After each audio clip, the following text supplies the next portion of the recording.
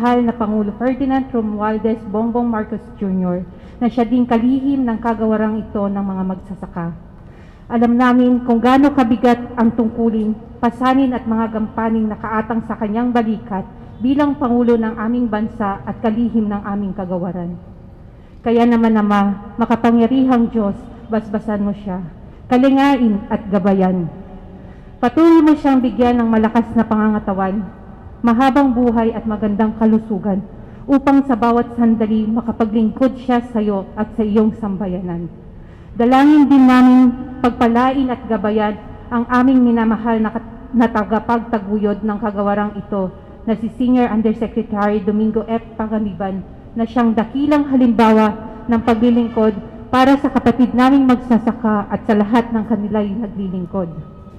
Nawa, sa pamamagitan ng kanyang kasipagan at katapatan sa kagawarang ay magkaroon ng sapat na kalakasan ang bawat departamento, 10 ng mga namumuno dito.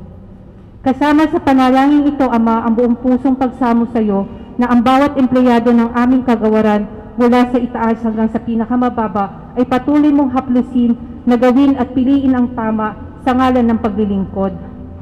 Nawa, palagi po namin maalala na ang katapatan sa iyo at sa bayan ang siyang mahalaga. Gabayan mo po kami, Panginoon, upang tahakin namin ang kalsadang patungo sa iyong kalooban.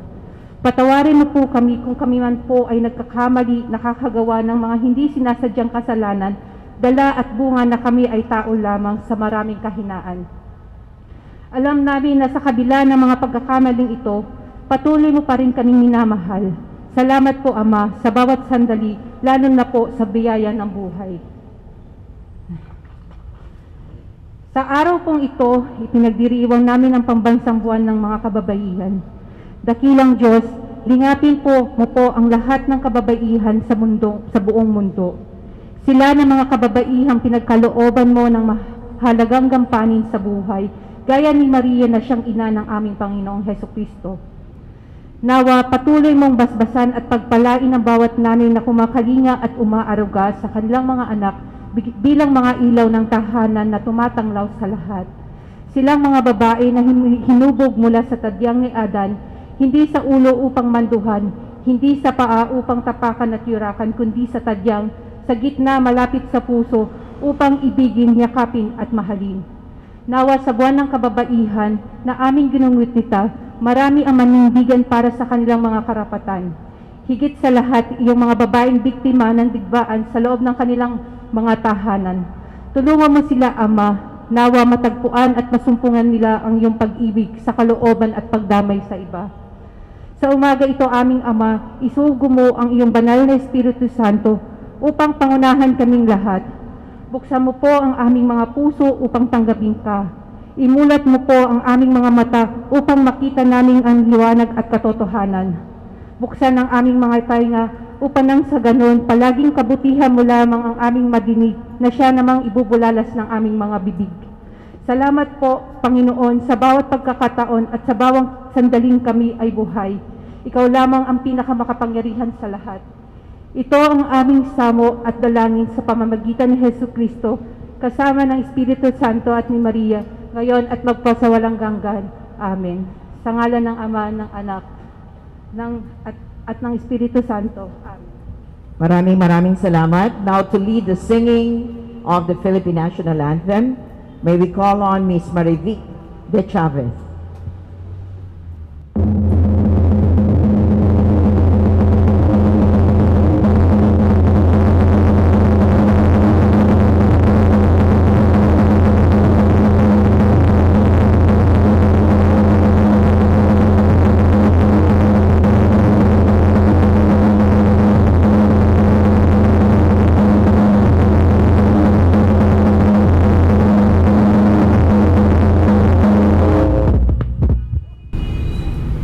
Bayang magiling, handa awit.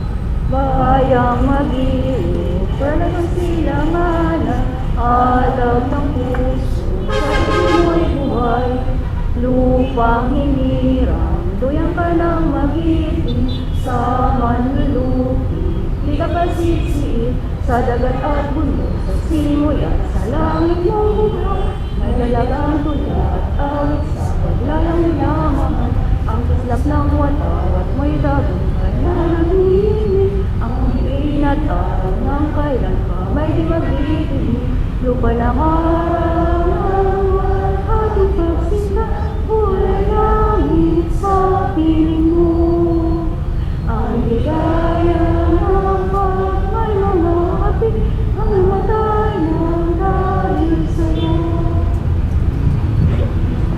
Thank you very much. Now to lead the panunumpa sa watawat, may we call on Miss Jennifer Malyari Briquilio. Itaas ang ating hanang kamay at sabay-sabay bigkasin ng panunumpa sa watawat. Ako ay Pilipino, buong katapatan nanunumpa sa watawat ng Pilipinas at sa bansang kanyang sinasagisag na may dangal, katarungan at kalayaan na ipinakikilos ng sambayan ng makadiyos, makatao, makakalikasan at makabansa.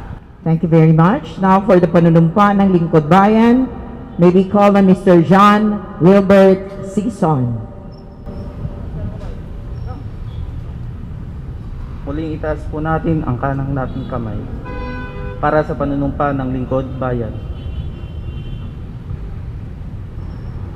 Ako ay isang lingkod bayan. Pangangalagaan ko ang tiwalang ipinagkaloob ng mamamayan. Maglilingkod ako ng may malasakit, katapatan at kahusayan na walang kinikilingan. Magiging mabuting halimbawa ako at magbibigay ng pag-asa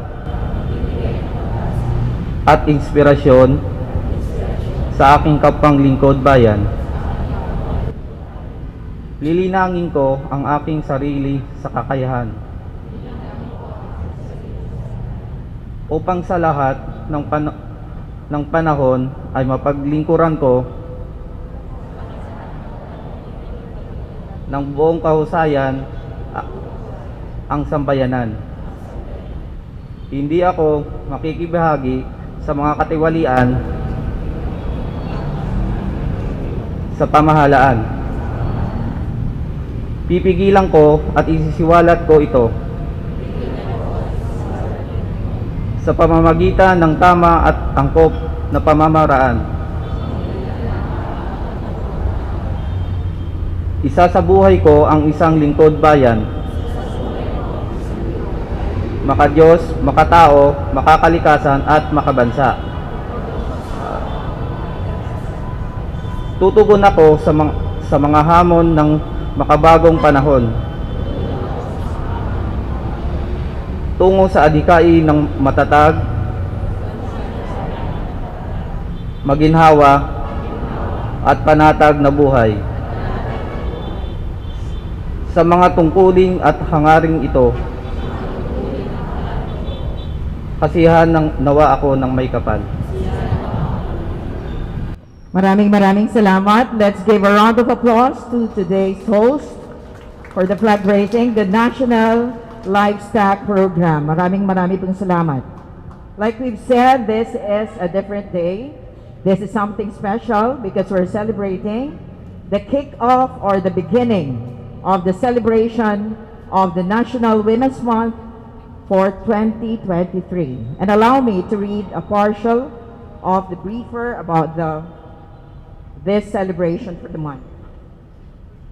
The 2023 National Women's Month celebration marks a juncture in the advancement of women's rights as it launches a new recurring theme from this year to 2028, We for Gender Equality and Inclusive Society. It sparks a renewed commitment to the advocacy and backs on the gains achieved during the 2016-2022 theme, We Make Change Work for Women, which emphasized the need for compassionate and harmonized networks towards gender equality and women's empowerment. The recurring theme also aligns with the Philippine Development Plan of 2023 to 2028, which aims for deep economic and social transformation to invigorate job creation and accelerate poverty reduction by steering the economy back on a high growth path. The plan also highlights that growth must be inclusive, building an environment that provides equal opportunities to all Filipinos and equipping them with skills to participate fully in an innovative and globally competitive economy. We begin this new era of the National Women's Month celebration with the hope and ambition that we are all for gender equality, We are all for an inclusive society. So to start the program for today, we're going to do the acknowledgement. And we would like to acknowledge first the presence of our special guest for today. Ladies and gentlemen, let us acknowledge the presence of the Ambassador of Romania. Ladies and gentlemen, Her Excellency Raduta Dana Matake. Good morning, ma'am.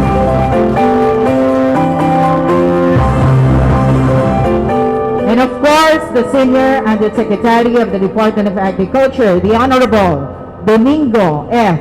Panganiban.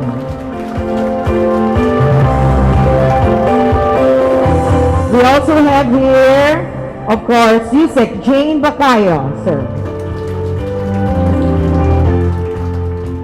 The Assistant Secretary for DA Inspectorate and Reinforcement, Mr. James Layog. ASEC James Layog, sir. The Administrator of NFA, Roderico Bioco. The Special Assistant to Administrator, NFA, Engineer Roger Navarro. And the Acting Board Council Secretariat of NFA, Attorney Shaila Ramos. And the Executive Director of PhilRes, Dr. John De Leon. There you are. We also have here ASEC Agnes Miranda, Yusek Agnes Miranda. And then we have the BFAR Director, Attorney Dan Escoto, requested by Mildred Wazon. And of course, the BPI Director, represented by Ms. Shane. Where are you? I don't have the list of all those who are present here today. Can you provide me with the list so that we can acknowledge them? Pasensya na po kayo. First of all, I would like to introduce myself. Ako po si Jaja Shena mula po sa Bureau of Soils and Water Management. Magandang umaga po sa inyong lahat. It's my privilege and honor to host today's celebration. Later on, after the program here, in the grounds of the DA, we're going to proceed to the convention hall for another program. But before that, we're just waiting for the arrival of our distinguished guest speaker. So may senyas na sa akin. We also have here Executive Director Andre Rivera. Palakpakan po natin.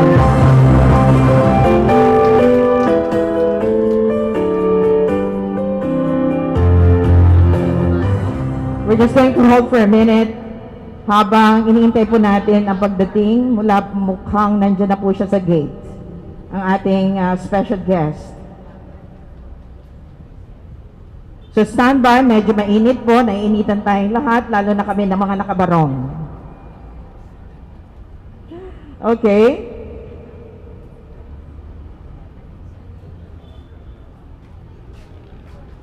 Later on today, after the ribbon cutting,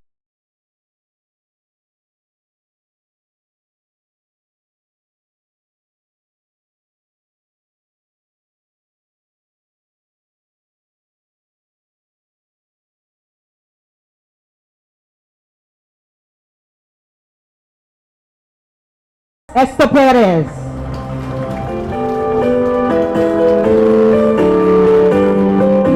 We would like to acknowledge the presence and the arrival of the Honorable Senator Cynthia Aguilar Villar.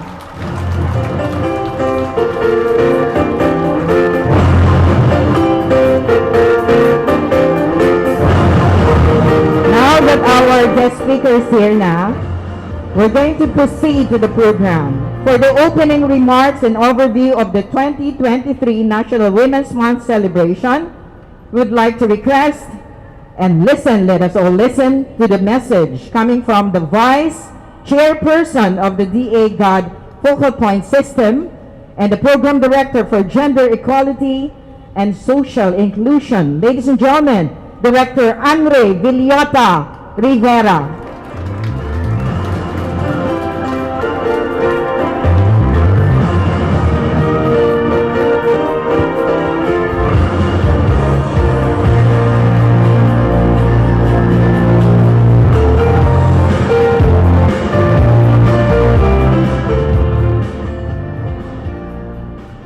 Magandang umaga po sa inyong lahat. Happy Women's Month.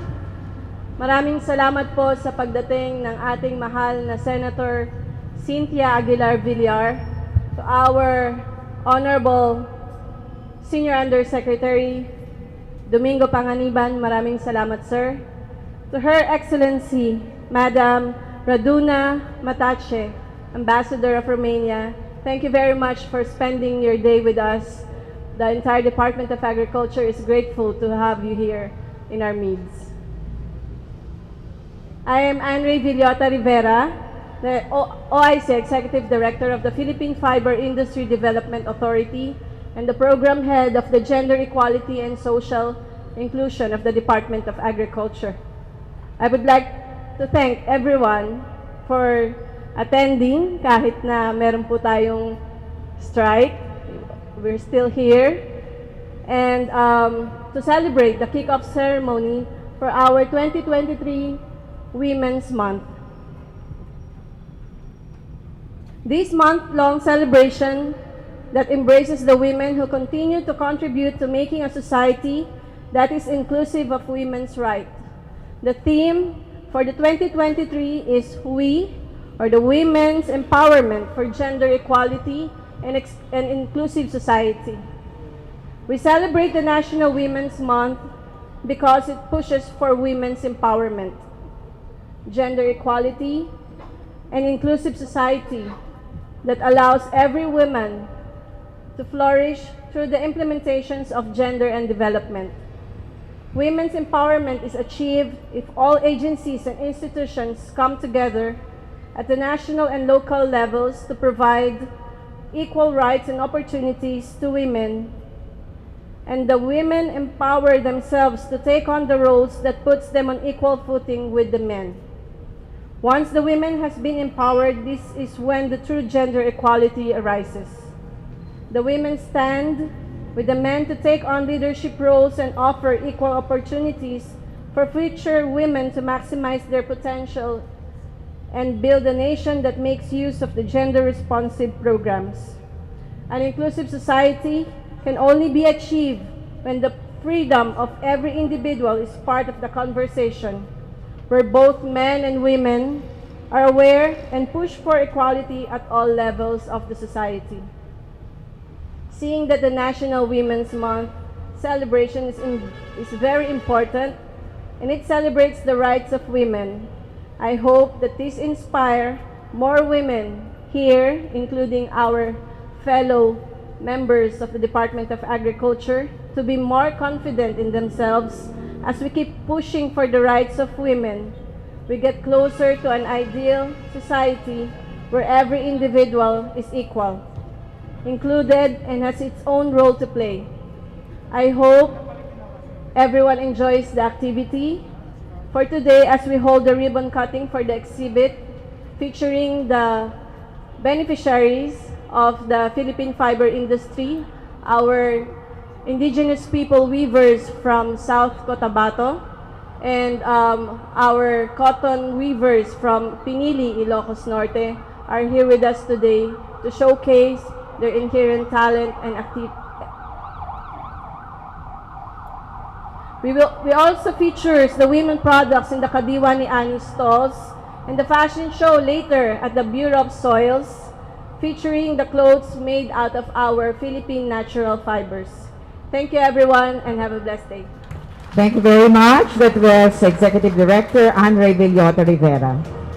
English Ambassador from Romania, Ambassador Mudache, mga kasamahan sa Department of Agriculture, magandang umaga po sa inyong lahat.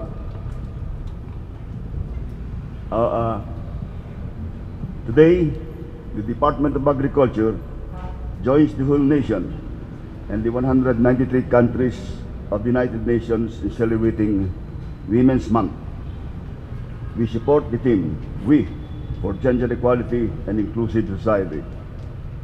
As we open the month-long celebration, we highlight women's role and contribution to the advancement of agriculture sector and the nation's economy as well. We take pride that as a government agency responsible for the promotion of agricultural development, the Department of Agriculture have made great gains, empowering women, farmers, fisher folks, workers, entrepreneurs, along with men. We have ensured that women are included in the registry system for basic sectors in agriculture, such that they are qualified to access the support services needed for increasing their production and income. At the end of January 2023, some 2.8 million women are registered in the RSBSA, or 43% of the total 6.6 million farmers and fisher folks. These women are thus able to receive the interventions being extended by our various banner programs and special projects as well. Furthermore, they are also eligible to be participants and beneficiaries of other agencies that we have data sharing agreement with, such as the Department of Agrarian Reform, the Department of Social Welfare and Development, the National Anti-Poverty Commission, the Philippine Crop Insurance Corporation, among others. We have dutifully invested in services for women economic empowerment pursuant to Republic Act 97-10, or the Magna Carta of Women, which provides that every government agency shall allocate at least 5% of the total GAA budget for gender and development. Last year, we have exceeded the mandated percentage as we allocated 17% of 11 billion out of the 59.8 billion days budget for this year. We have increased our GAD budget by 6.2 billion, comprising 19.29% or 17.2 billion out of our total allocation of 87.07 billion. Said consolidation of investment of the DA Central Office, the regional field units, and bureaus does not include yet the GAD budgets. DA9 attached agencies and 8 attached corporations, which are also implementing respective GAD programs with their mandates. Thus, we are continuing to provide the following services to our clients: seeds, planting materials, animals, fingerlings, and other inputs, equipment, machinery, to reduce the time that women invest in the field and increase the quality of their services. On-air schools, special training services, communication materials, and technology and digital marketing for women, marketing opportunities through Kadewa retail stores, trade fairs, business networking services, and help desk. Credit through the various windows and conduits of the Agricultural Credit Policy Council, including the highly successful Agri-Pinay Credit Program for women and farmers folks. We have also utilized our GAD budget to empower our employees to ensure that each official and employees understand and actively pursues gender-responsive programs and projects. And we are also actively pursuing the implementation of laws relative to the protection of our employees from sexual harassments or violence against women. Whatever gains that we have made will not be possible without the support of women and men who have committed to the cause of gender equality and women empowerment. I commend the efforts of the DA GAD Focal Point System and the Gender Equality and Social Inclusion Office for spearheading this activity and other GAD-related initiatives. We thank our President, His Excellency President Ferdinand Marcos Jr., our beloved DA Secretary, our senators, headed by Senator Villar, and representatives, members of the Cabinet, local government units, the Philippine Commission on Women, civil society organizations, and other stakeholders whose partnership with DA has been much appreciated and valued. We are also grateful to our esteemed guests, the ambassador countries who have expressed their support to our endurance. To this end, I'm telling you, I'm one in supporting women month, the National Women Month celebration. Thank you very much at magandang umaga po sa inyo lahat. Thank you very much. Once again, ladies and gentlemen, the Honorable Undersecretary Domingo F. Panganiban. Let's give him another round of applause, ladies and gentlemen. For one of the highlights of today's program, allow me the privilege and honor to introduce to you our guest speaker. She earned her degree in Bachelor of Science in Business Administration from the University of the Philippines, which recognized her as the 2017 UP Alumni Association Most Distinguished Alumna. She completed her Master's in Business Administration at the New York University. In June 2018, she received an honorary Doctor of Laws honoris causa from the University of the Philippines, Los Baños, for her work in agricultural development, poverty alleviation, education, women and children welfare. She practiced as a financial analyst and college professor until she married former House Speaker and Senate President Manny Villar. She supported her husband in various entrepreneurial ventures that eventually led to making Vista Land the biggest home builder in the Philippines. She also managed a private development bank from 1989 to 1998. In 2001, she won as representative of Las Piñas, where she completed 3 terms or 9 years of service until 2010. She was chairman of Committee on Higher and Technical Education during the 13th and 14th Congress. She was president of the Lady Legislators during the 12th, 13th, and 14th Congress, initiating legislation benefiting women, children, and family. She founded and chaired the Villar Foundation, now called Villar Social Institute for Poverty Alleviation and Governance, or Villar-SIPAG. Its various programs are assistance to OFWs, including the yearly OFW and Family Summit, environment protection, including the establishment of the Las Piñas Parañaque Wetland Park, agricultural training in 4 farm schools, and establishment of various livelihood projects in over 3,000 locations nationwide. She established 4 farm schools, Las Piñas Bacoor for Southern Luzon and Bicol region, San Jose del Monte Bulacan for Central and Northern Luzon, and Car region, San Miguel Iloilo for Visayas, and Davao City for Mindanao. She also established 3 factories for processing plastic wastes into school chairs to be given free to public schools and farm schools in Las Piñas for Luzon, San Miguel Iloilo for Visayas, and Cagayan de Oro for Mindanao. In the 2013 midterm elections, she ran and won as senator.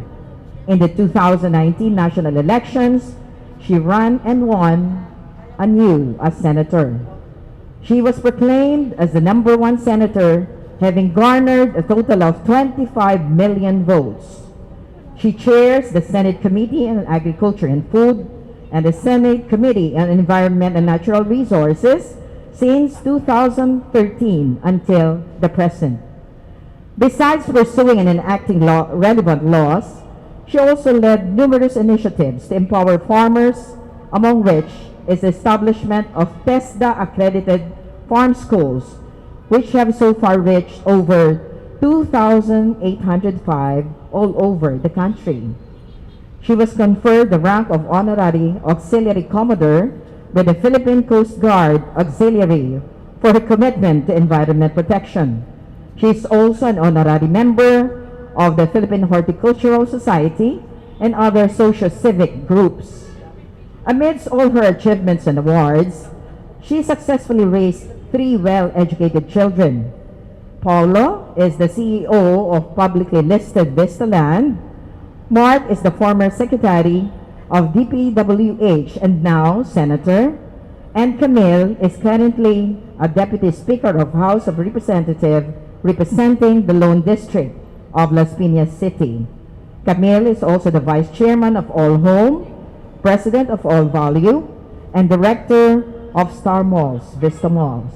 Ladies and gentlemen, it is an honor and privilege to have you here with us today for the kick-off ceremony of the 2023 National Women's Month celebration. Ladies and gentlemen, let's give a round of applause to the Honorable Senator Cynthia Aguilar Villar.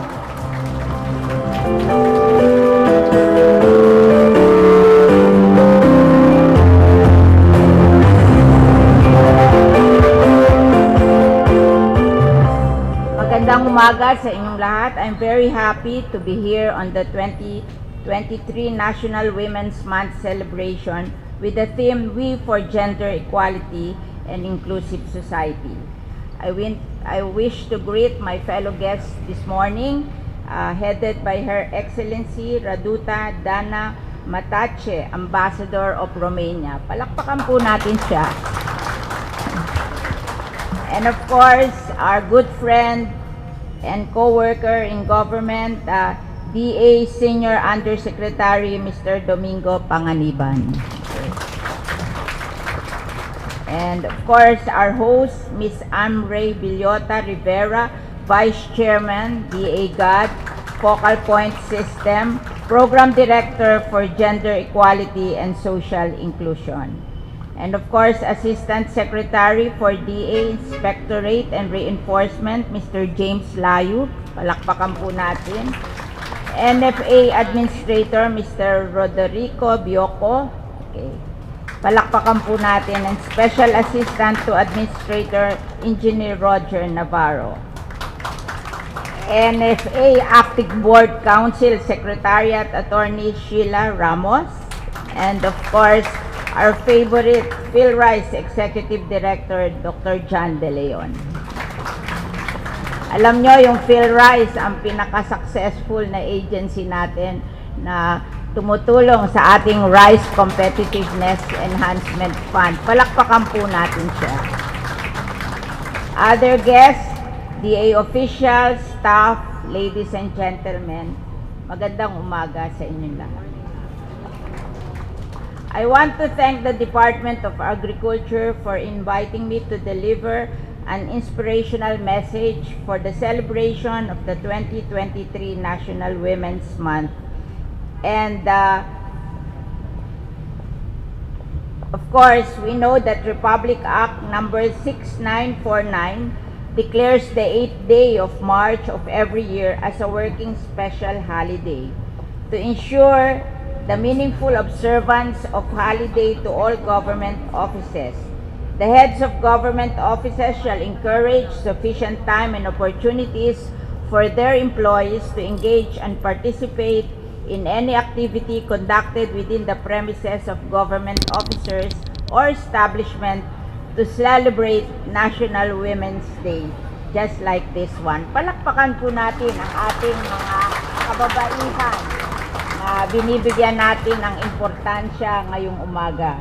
The government department and agency was also mandated to allocate a minimum of 5% of their total annual budget for gender programs, projects, and activities. Women have a lot to contribute to the development of our nation given the proper opportunities and training. We need to empower and equip our women to help us in food security and production. When more women work or earn, economies grow. Alam nyo, ako po ay isang mapalad na babae kasi I was mentored by a lola and a mother na parehong working women. Ang lolo ko po hindi pinag-aral. Ang kapatid niyang mga lalaki, isang doktor, isang engineer, isang division superintendent of school sa Leyte dahil nagkaasawa ng taga Leyte. But ang lola ko, no read, no write. Hindi po pinag-aaral ang mga babae nung panahon nila. But my lola planted ikmo. Alam nyo ba yung ikmo, yung inanganga? In her small farm in Las Piñas, pag-araw na andun siya, paggabi sumasakay siya sa Saulog, dala niya yung ikmo, nagtitinda siya sa sidewalk ng Divisoria. Oo, hanggang umaga kasi sa sidewalk ng Divisoria, sa Divisoria, they sell from 1 o'clock in the morning to 7 o'clock in the morning. Kaya doon siya nagtitinda. And nagtataka ako sa kanya, kahit ganun lang ang hanap buhay niya, na Napag-aral niya ang kanyang 9 na anak, oo, and nabiyuda pa siya nung 30 years old siya. Kaya siya lang ang mag-isang naghanap buhay para pag-aralin ang kanyang anak. Ang aking pong tatay, napagtapos niya ng medicine sa University of the Philippines, who later become mayor of our city and congressman of Las Piñas and Muntinlupa. Oo. Tapos marami pa siyang anak. Yung isa niyang anak ay nakapagtapos din sa UP, naging the Philippines Outstanding Physical Scientist of the Philippines. Kaya ako ay tuwan-tuwa sa kanya, pinag-aaralan ko siya kasi nung mamatay siya, pinamanahan niya pa ang mga anak niya ng lupa sa Las Piñas. Nakapag-ipon pa siya para magbili ng lupa sa Las Piñas. Ang tatay ko po, pinamanahan niya ng 4 na ektaryang lupa sa Las Piñas at lahat ng kapatid niya, pinamanahan niya din.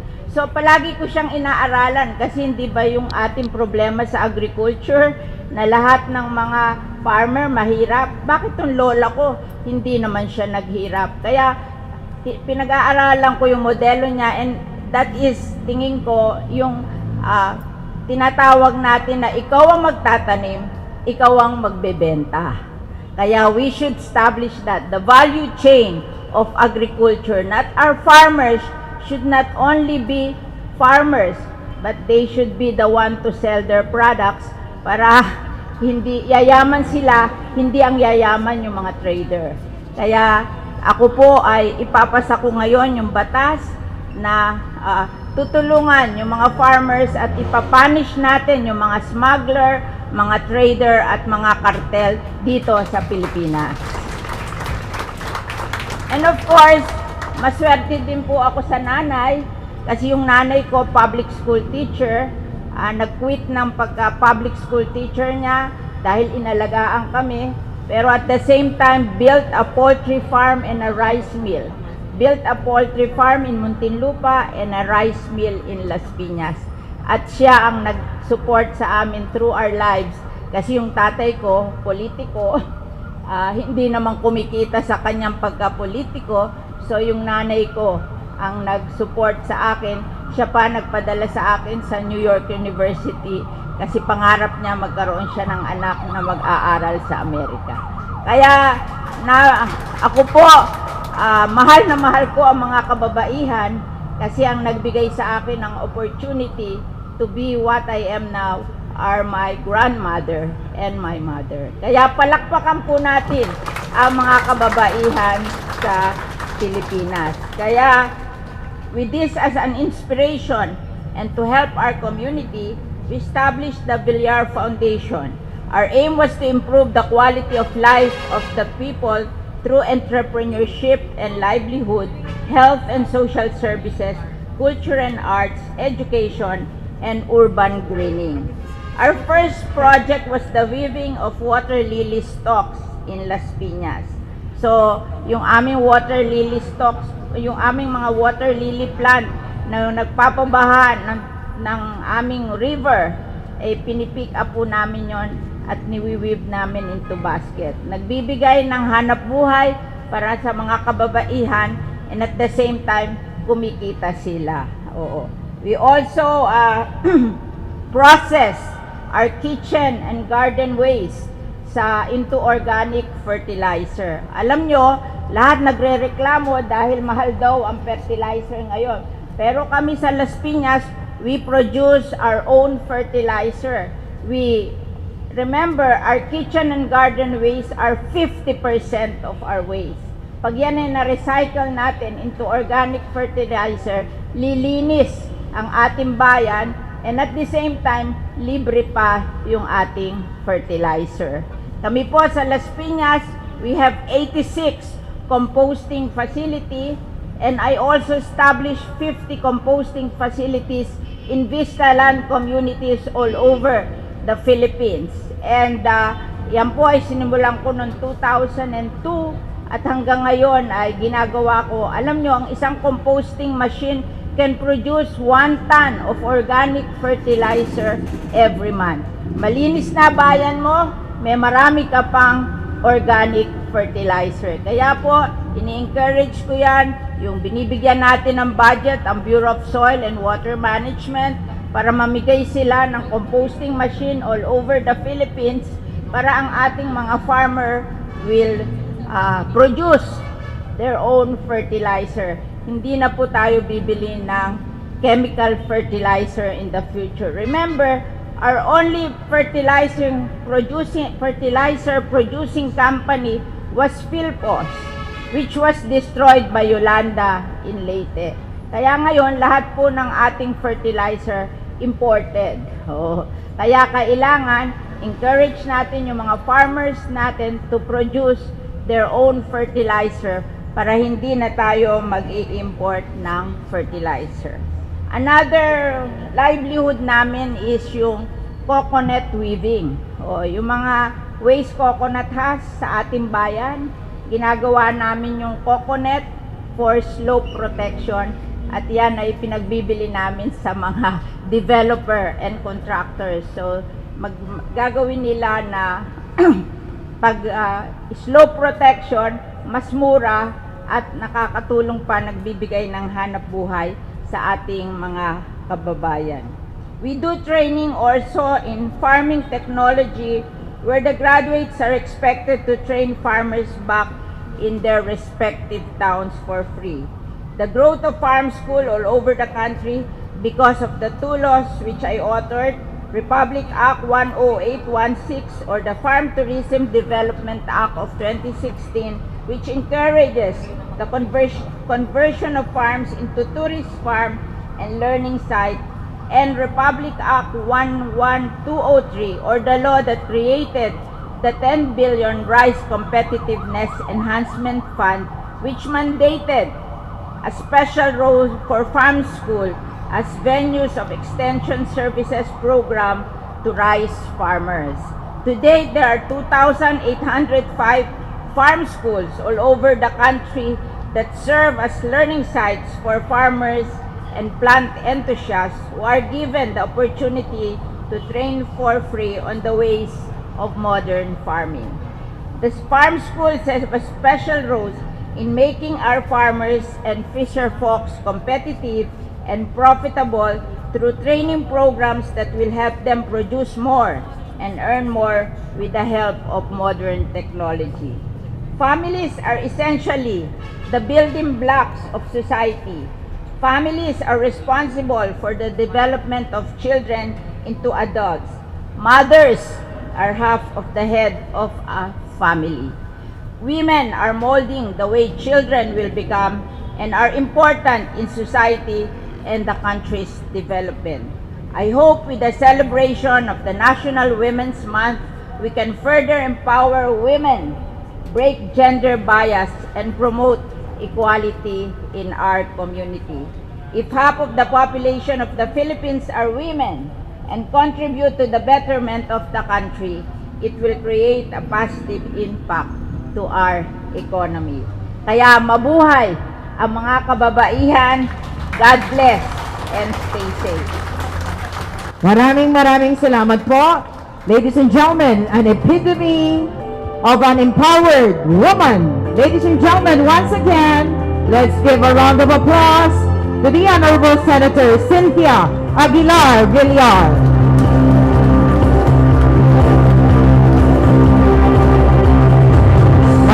Maraming salamat, ma'am, for that speech.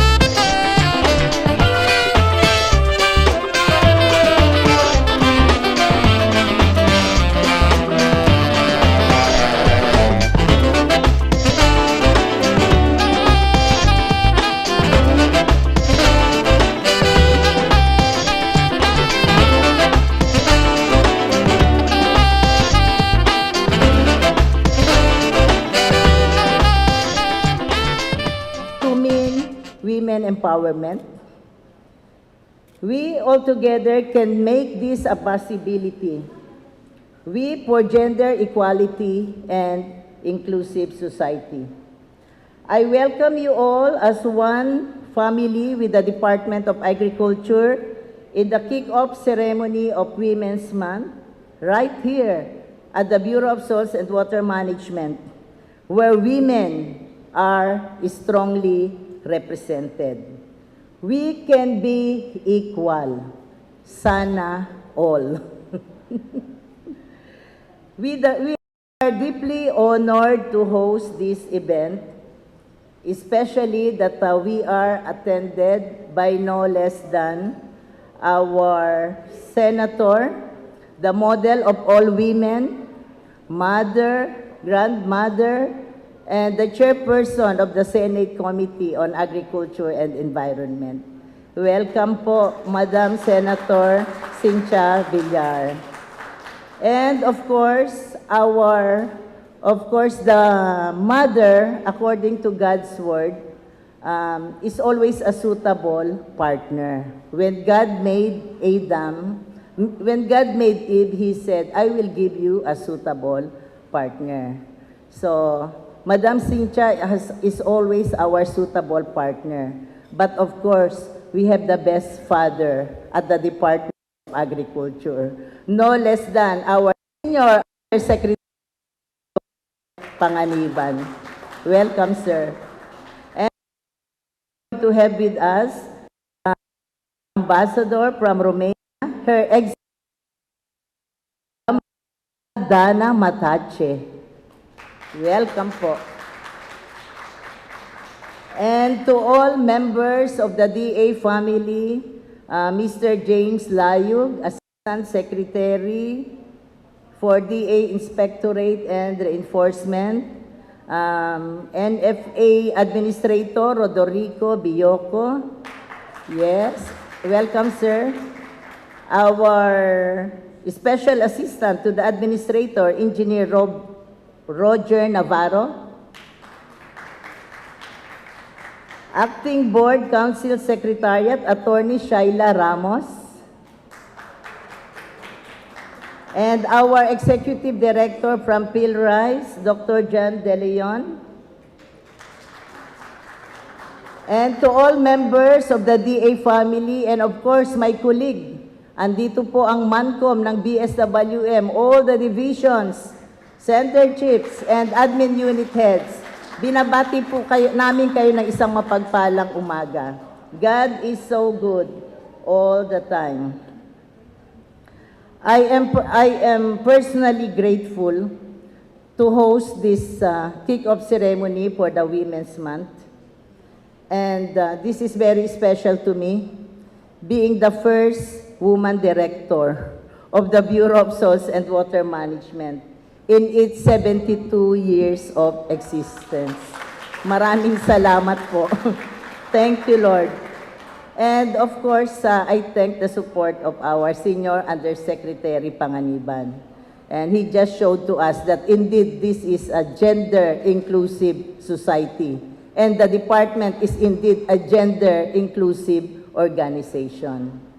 And of course, this time with another lady director, Miss Denise Solano, who served as our Assistant Director. For the information of our group, the BSWM MANCOM is also 50% women and 50% male. Was this intentional? This was not intentional. It just happened. It just showed that this is our way of life. Women inclusivity is a practice at BSWM. We recruit according to qualifications, and women have demonstrated their leadership quality, yes, integrity, excellence, and guided by spirituality. These four things, patriotism, integrity, excellence, and spirituality, are our core values, which are also strong values for women.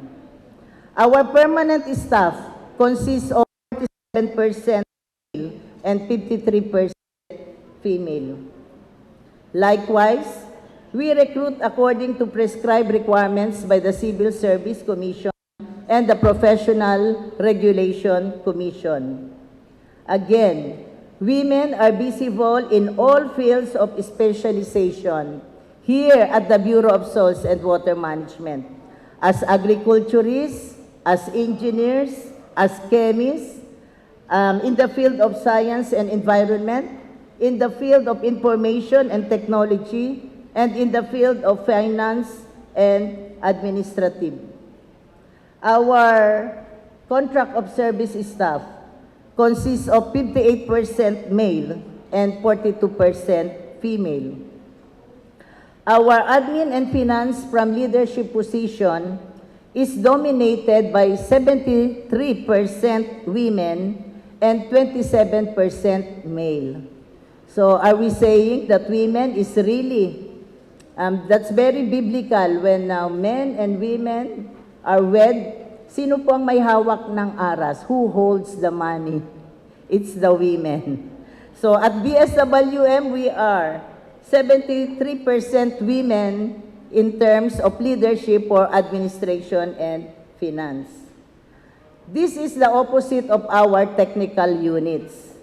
In our technical units, our division chiefs and center chiefs, all 10 of them, there are 69% male in the leadership and 31% female. So, this means this is a challenge for all women to work their way out also to excel in the technical field. Because as long as you are qualified, this agency is always inclusive of women. Our janitorial and security services are also inclusive of women. Overall, we are gender inclusive, 48% female and 52% male. This doesn't mean that women should be competing with men. This celebration of Women's Month is meant to give due importance to the role of women, recognize their capabilities, and give them what is due them, to be able to fulfill their professional and also personal fulfillment. God's word, I said, women a suitable partner. Wherever we are, whatever we do, we are created as a suitable partner to our male counterparts. And with this blessing, we say, God bless the work of our hands. And this is our prayer in the name of our Lord Jesus Christ. Maraming pong salamat, and we are deeply honored to host this event. God bless us all. Thank you very much. And ladies and gentlemen, the Director of the Bureau of Soils and Water Management, Director Gina Parde Nilo. Another round of applause, please, ladies and gentlemen.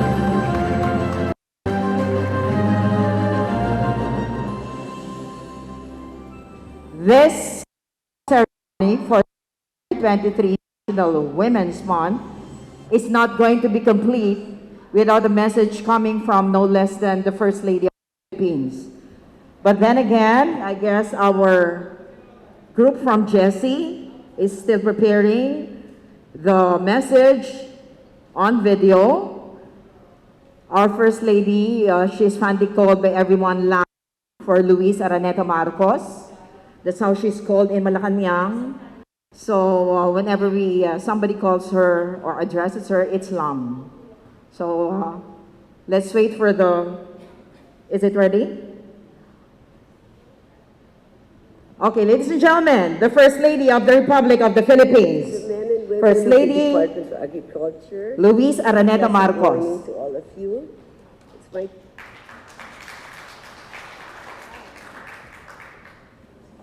to the men and women of the Department of Agriculture, a pleasant morning to all of you. It's my pleasure to reach out to all the women across the globe in celebrating International Women's Month.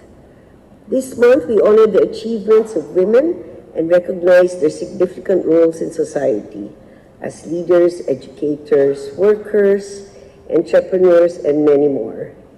I'm pleased to note that the women here in the Philippines and the women abroad continue to excel in their respective fields, proving once again that women have taken a stronger and more influential role in contributing to the socio-economic development of the world. I congratulate the Department of Agriculture for organizing this important celebration. More power to you. Maraming salamat po. Sama-sama tayo. Babangon muli. Thank you very much. That was the First Lady of the Republic of the Philippines, the better half of no less than President Bongbong Marcos. Ladies and gentlemen, let's give her another round of applause. Again, we'd like to inform you that we are broadcasted live on FB, courtesy of our DA AFID. So palakpakan muli natin ang AFID. Thank you very much for that. And I guess we have many viewers right now, right, Darius? We have many viewers right now. And the Bureau of Social Water Management is also online, right, Dr. Nilo? And we're always watching out for any event coming from the Department of Agriculture. Now, this time, another lady who is going to send us a message, to convey our message, her message to us on this special day, the Senator and Chairperson of the Committee on Women, Children, Family Relations, and Gender Equality, ladies and gentlemen, the Honorable Senator Risa Hontiveros on video. This month is for celebrating all Filipinas in all our shapes, sizes, personalities, and forms. We celebrate our wins, like the expanded maternity leave law and raising the age of sexual consent, and the effect they echo in our lives. Mothers and children are safer and healthier for them. We must cheers to those every time. But this month is also about putting a spotlight on the work that needs to be done. This International Women's Day theme of embracing equity means we must embrace this superpower, this unique ability to see injustice, make it known, and more importantly, have the courage to take steps to level inequality. Recently, my office found out that our kababayan, many of whom are women, are being trafficked abroad and forced to become cryptocurrency scammers through social media and dating apps. The story of these trafficked women is of the mothers, daughters, and sisters who want to work hard for their families, who are forced to leave home to imagine even a glimpse of a better life, who are duped in the process of hoping for good livelihood at last. Sa gitna ng pangangarap nila, nabibigo at niloloko pa sila. Ang magandang balita, dahil sa pagtutulungan ng mga ahensya ng gobyerno sa Myanmar, Cambodia at Pilipinas, marami sa mga babaeng ito ang nakauwi na dito sa ating bansa. But of course, these are not the only instances. Teenage pregnancy remains a pressing issue with long-term impacts. Proper health care remains elusive for most women. We remember the women and girls prostituted in pogos that we still insist only bring in social ills. Hindi natin nakakalimutan ang mga kababaihan sa kanayunan, ang labis na apektado sa epekto ng resesyon at climate change. Indeed, having human faces and genuine voices to represent our laws has been crucial in the passage of many measures. When women are physically seen, when we are given the platform to speak, my colleagues in the Senate and the public in general would be hard-pressed to forget our stories. More often than not, this creates a deluge of support for the policies we try to push for. Kaya yung advokasya natin noon ay advokasya pa rin natin ngayon. Ang pagiging lingkod bayan ko ay ginagabayan ng aking pagiging ina. Ang pangarap ko para sa mga anak ko na sila'y mabuhay ng mapayapa, maginhawa at malaya ay pangarap ko para sa lahat ng Pilipino.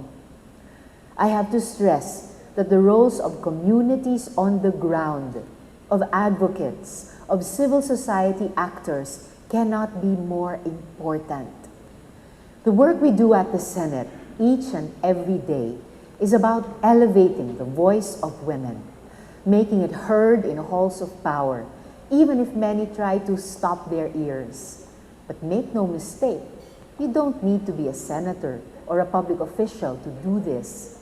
The movement only needs your ears and your voice. Women's rights are won by ordinary women coming together. Because together, we are always louder. Together, we can embrace the massive work of equity. Happy Women's Month and a happy International Women's Day to all of you. That was our Senator Risa Hontiveros, ladies and gentlemen. Now, to one of the highlights of today's kick-off program, we would like to inform you that this is our effort to showcase clothes of natural fibers, courtesy of Philfida. And we also would like to inform you that the models for this morning are local talents of Philfida. So if they are ready for the fashion show, we're going to have a fashion show, ladies and gentlemen. So please sit back, relax, and enjoy your food, courtesy of the GAD Focal System of the Bureau of Soils and Water Management. Music, please. Allow me to read every time there's going to be someone sashaying on the floor. I'm going to read the description of what they're wearing.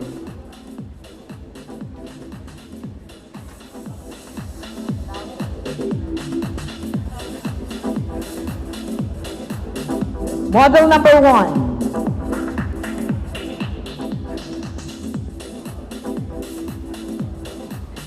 Inspired by European summer vibe, these menswear pieces are equipped by DOST Philippine Textile Research Institute's natural fiber textile technology, composed of Philippine cotton and pineapple leaf fibers that were sourced from the Negros Island under a brand owned by Mike and Vange Claparos.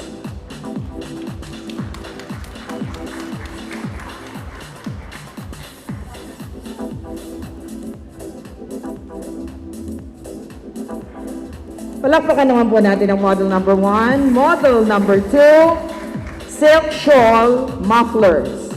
Very elegant, light, soft, and body-hugging, fashionable and extremely nice to the touch.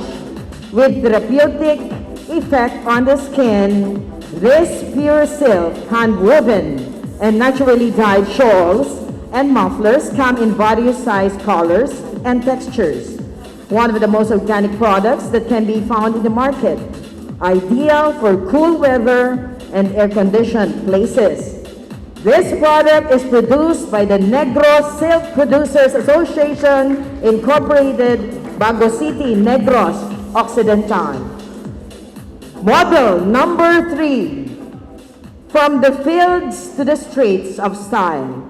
Each lakat pair is made using water-repellent pineapple and cotton fibers, hand-woven by Kabankalan weavers of Negros. Insoles are made using 100% non-woven pineapple fabric, while outsoles are produced using rubber locally farmed in Mindanao. To further reduce waste, soles are mixed with pineapple cotton fibers discarded from the yarn spinning process. Model number 3, ladies and gentlemen. Now we go to model number 4. The size and colorways of Lakat sneakers are inspired by the ever-evolving sensibilities of street style. Neither trendy nor traditional, our sustainable footwear breaks free from the design conventions and expectations. The goal? Establish sustainability as the universal style standard. Ladies and gentlemen, model number 4.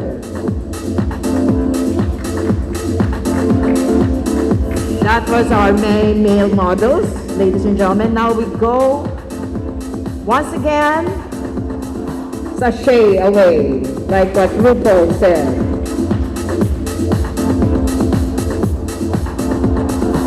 Another round of applause, ladies and gentlemen. Local talents from PhilFIDA of the Department of Agriculture. Madam Ambassador, these are local talents from the Department of Agriculture.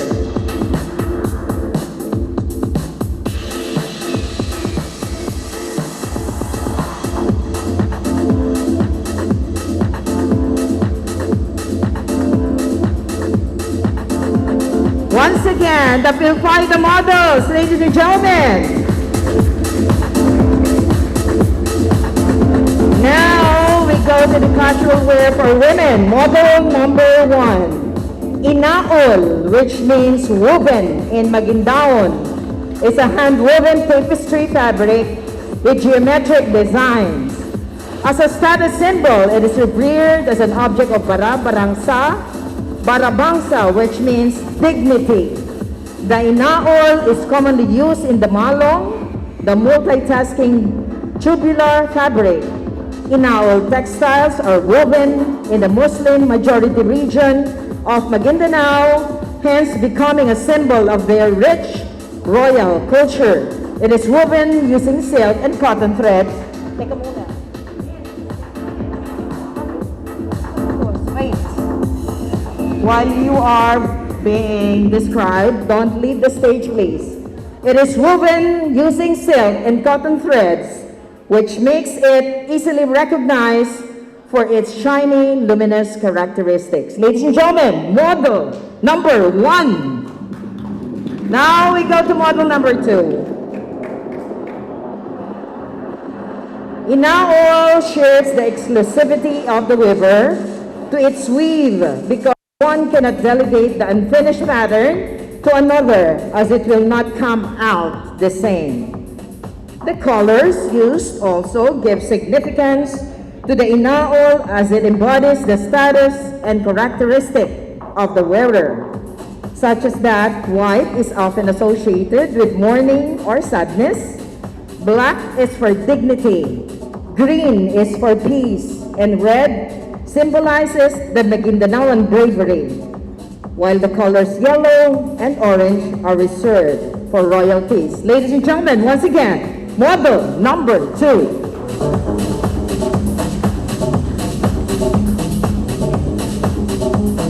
Model number 3, Lagindingan silk.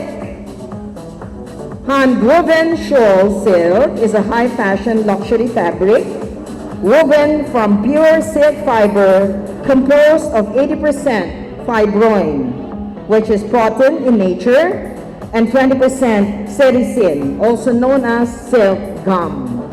Among the many fibers in the world, silk is the strongest natural fiber with good tensile strength. Because of its superior absorbency and elasticity, it can be worn in both warm and cold climates.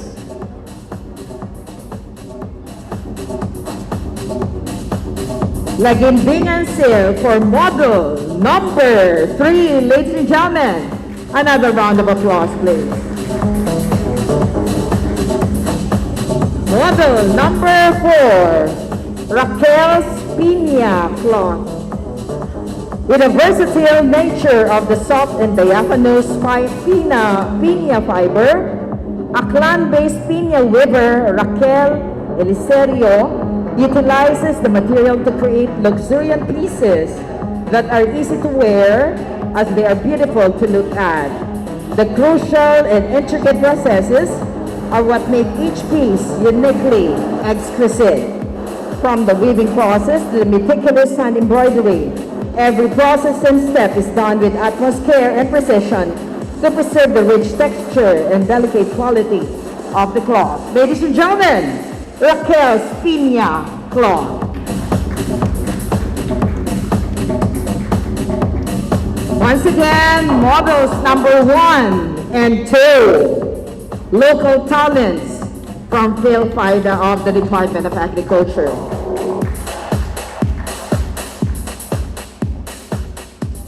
Handsome men and beautiful women at that. Right, Ambassador and Madam Senator?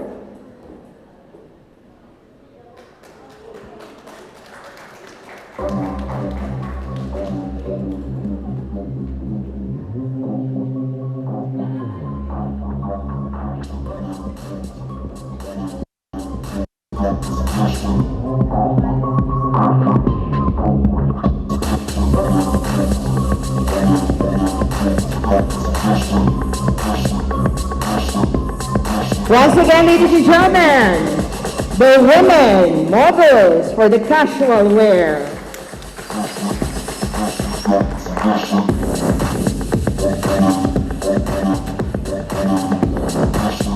Now we proceed to the formal wear for men. Piña Silk by Ulysses King. Model number 1, Inakalada Piña Silk Barong by Ulysses King, showcasing the Philippine Festival-inspired artisanal barongs.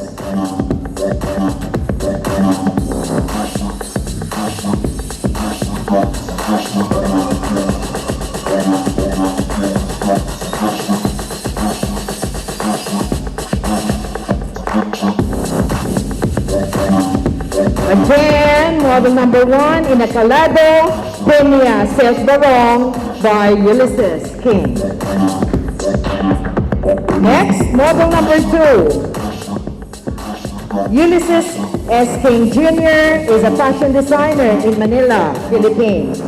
He's a well-traveled man, spanning from Asia Pacific to continental Europe, where he was exposed to varied fashion and styles across cultures and geographic locations. Since he is certified public accountant or CPA by profession, apart from his association to the fashion world, his personal fashion statement as a fashion designer is, open quote, fashion is an instrument, close quote, I embraced on my quest to perfection and beauty. Ladies and gentlemen, once again, model number 2.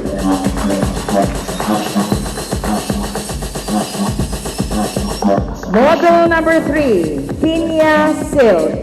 Piña Seda or pineapple silk is a hand-woven fabric from pineapple and silk fibers.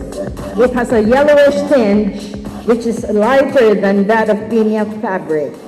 When you examine this fabric closely, you'll notice the silk fibers running lengthwise, longitudinal warp, with even thickness intertwined with a noticeable piña fibers, transverse weft with an even thickness. Still by Ulysses King. Ladies and gentlemen, model number 3.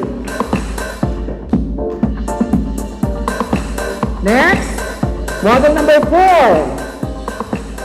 The most crucial element in constructing a barong is choosing the perfect fabric.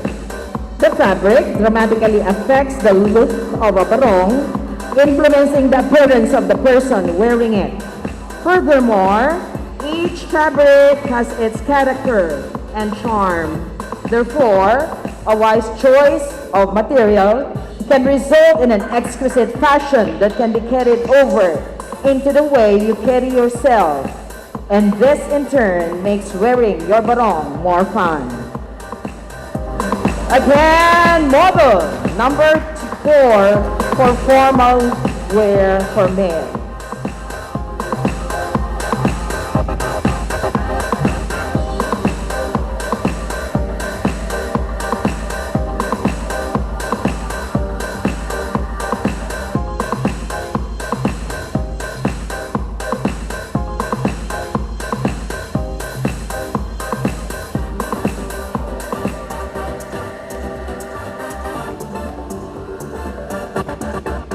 At this point, we also would like to acknowledge the presence of USEC Agnes Miranda and ASEC Jane Bacayo. Hi, ma'am. Magandang, oh, USEC Babes is also here. Magandang umaga, ma'am. Once again, ladies and gentlemen, the formal wear for men, Pinya Silk by Ulysses King.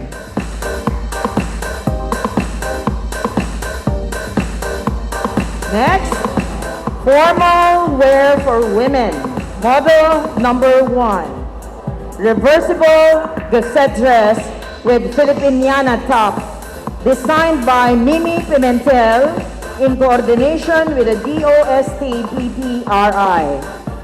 Chaleco, Filipiniana top. Fabric made from silk. The dress, reversible gusset dress. Power loom woven plain V-neck, reversible gusset dress made of cotton banana blended fabric. This dress is naturally dyed with coffee pulp. Again, model number 1, reversible gusset dress with Filipiniana top. Model number 2, abaca cloth. Worn by the model is a creation of the grand dame of Philippine fashion, Patis Tesoro, a symbol of tradition and modernity. An environmental designer, an icon of our country's lifestyle, she drew inspiration from the fabrics of the Malong and Langkit ethnic groups, as well as from the geometric stripes of the cotton fabrics of the Maranaos. Her concept of Barong Tagalog is characterized by a tailored fit with a half-open button design with a flip-down collar, side vents, and French caps. Versatile Filipino artist Patis Tesoro likes to call herself a designer, an environmentalist, cook, and gardener, as well as creative mentor of handmade artisanship. Ladies and gentlemen, model number 2, wearing abaca cloth by Patis Tesoro.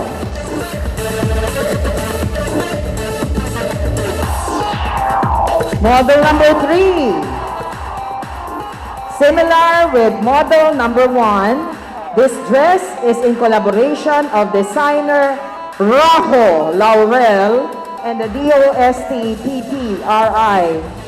A fitting wear for government officials and employees that contains abaca fibers and cotton.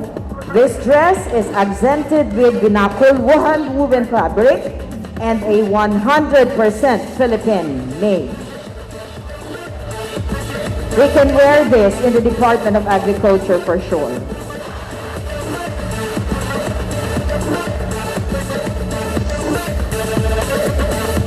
Once again, ladies and gentlemen, model number 3 by designer Rajo Laurel and the DOST PTRI. Model number 4, again in collaboration with DOST PTRI, the Filipiniana top is designed by Unica. Puff sleeve silk top naturally dyed with talisay leaves, reared by DOST PTRI's partner, Silk Cocoon Producers, from Misamis Oriental, and hand-woven by De La Cruz House of Piña. Bottom wrap around skirt is made from silk and has a hand-embroidered accent, naturally dyed with indigo lips. Once again, ladies and gentlemen, model number 4.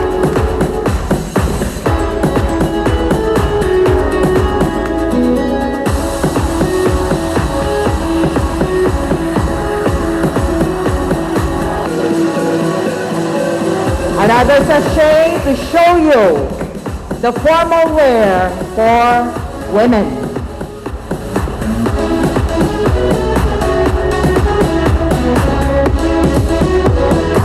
And again, I would like to inform you that these are local talents of the Department of Agriculture, Phil Faida.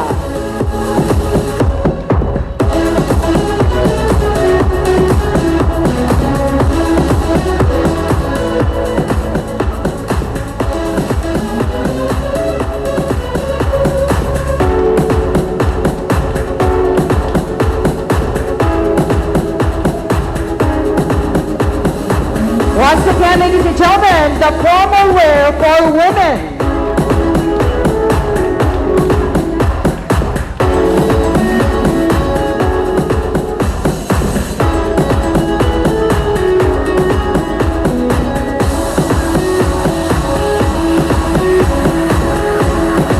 Let's give them another round of applause, ladies and gentlemen.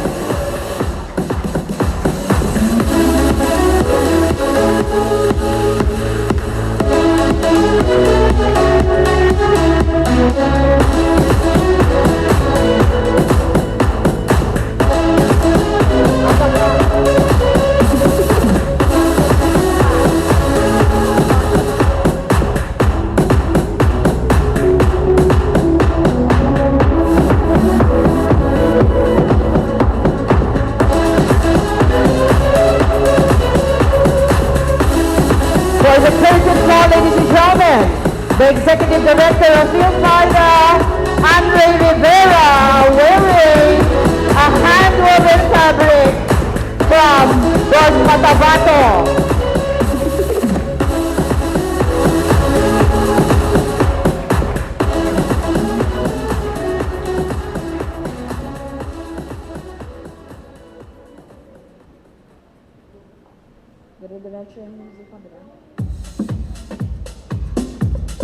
Once again, our models of the Philippine fabric, headed by Executive Director Andre Rivera. Aren't we proud of the Philippine-made fabrics? This is the kind that we should wear in the Department of Agriculture. Ladies and gentlemen, once again, the models of PhilPHIDA with Director Andre Rivera. Let's give them another round of applause.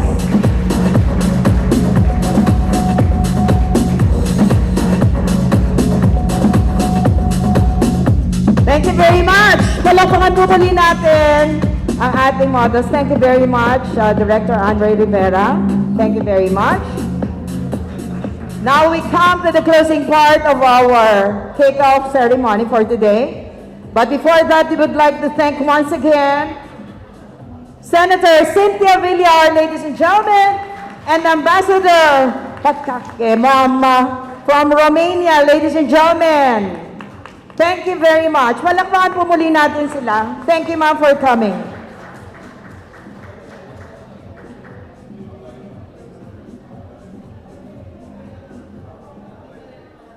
Hope to see you again, Ma'am Senator and Ambassador. See you again on our future programs and activities. Thank you very much. Let's just wait for our special guest to exit the hall before we proceed to the last part of the program for the kickoff program for today. At this point, ladies and gentlemen, we are now in the closing part of our kickoff ceremony. So I would like to give you the Vice Chairperson of the DA, GFPS, and the Program Director for Gender Equality and Social Inclusion. Ladies and gentlemen, for the closing remarks, Ms. Andre Villota Rivera. Thank you, Ma'am Jaja. Maraming salamat po sa lahat ng nagbigay ng oras sa araw na ito. Gusto ko pong pasalamatan ang ating mga Filipino renowned designers, Rajo Laurel, Patis Tesoro, Ulysses King, si Ms. Pimentel, ang DOST PTRI, ang Philippine Fiber Industry Development Authority, Manila Collectibles headed by Executive Director Charis Aquino Tugade, at sa lahat ng ating mga local weavers from Ilocos, Aklan, and Mindanao. Sana po ay patuloy po ninyong suportahan ang ating mga kababaihan, lalong-lalo na ang mga weavers ng bansang Pilipinas. Thank you very much to our Honorable Senator Cynthia Villar for giving her time with us, sharing her time with us, and also Her Excellency, the Ambassador of Romania. And especially, maraming salamat po sa ating mahal na First Lady Luis Araneta Marcos, Senator Risa Ontiveros, At si Senator Amy Marcos wanted to come today. Medyo nagkaroon lang ng problem sa timing, but we want to thank her for considering to join us today. We want to thank the Bureau of Soils and Water Management headed by the Executive Director sa pagpapagamit at patuloy na pagsuporta sa gender and development ng ating kagawaran ng agrikultura. Sa ating AFeed, maraming salamat po, Ma'am Joanne Pera, at sa lahat ng ating mga kasamahan at mga colleagues, mga USEC, ASECs, executive directors, especially Director Carlene Collado, maraming salamat po. Ang mga models po na nakita ninyo kanina ay mga empleyado ng ating kagawaran from the record section, from Region 4A, from Region 10, from PhilFIDA, and sino pa ba? Tama ba? Wala na akong na-miss? Maraming salamat po sa lahat ng ating mga nag-cover today, video, Facebook Live, mga photographers, sa ating pong lahat. Happy Women's Month sa ating, thank you very much, Hikaru, for making our models beautiful today. Thank you very much. Hindi ko na po kayo isa-isahin lahat. I hope nag-enjoy po kayo sa show ngayon. Thank you sa lahat ng mga bureaus and attached agencies sa ating cause na nandito ngayon. Maraming salamat po. And enjoy. At meron po tayong kadiwa ni Ani at Kita sa baba. I hope you can visit their kiosks sa baba and purchase their products. Ang atin pong photo exhibit sa DA lobby ay ang ating mga outstanding rural women carefully collated by our AFeed headed by Ma'am Joanne Pera as the God focal person for our AFeed. Sana po ay makita po ninyo ang ating photo exhibit sa lobby. It will be there, including our fiber-based products for the entire month of March. Nandyan po yan. At nawa po ay ma-inspire po kayo sa mga istorya ng ating mga outstanding rural women na patuloy na sinusuportahan at kinikilala ng kagawaran ng agrikultura every year. Maraming salamat po sa lahat ng kaibigan ko po sa serbisyo sa gobyerno. Hindi ko na kayo isa-isahin at nawa ay nabusog po kayo. Thank you very much. May God bless us all. Happy Women's Month. Thank you very much, Director Andre Rivera. Once again, ladies and gentlemen, we would like to thank you all for gracing the kick-off ceremony for the month-long celebration of the National Women's Month for 2023. See you in our future activities. This is a month-long activity, so please be there. Once again, marami pong salamat sa inyong lahat. This is Judge Shena of the Bureau of Soils and Water Management signing off. Thank you very much.